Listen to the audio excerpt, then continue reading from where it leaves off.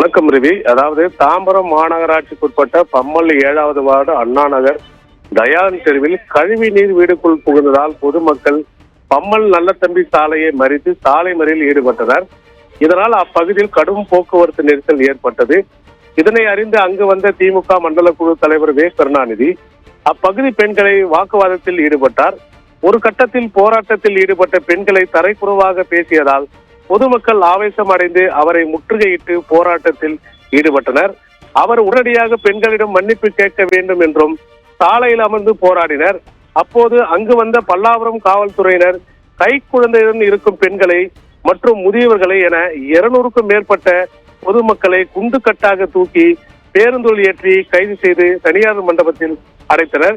பொதுமக்களின் பிரச்சனைகளை தீர்க்காமல் அவர்கள் கோரிக்கையை நிறைவேற்றாமல் கேள்வி கேட்ட பொதுமக்களை கைது செய்தால் அப்பகுதியில் ஒரு பெரும் பரபரப்பு ஏற்பட்டது. குறிப்பாக ரவி, அதாவது பல்லாவரம், பம்மல், அனகாபத்தூர் உள்ளிட்ட முக்கிய சாலை மற்றும் குடியிருப்பு பகுதிகளில் பாதாள சாக்கடை பணிகள் நடைபெற்று வருகிறது.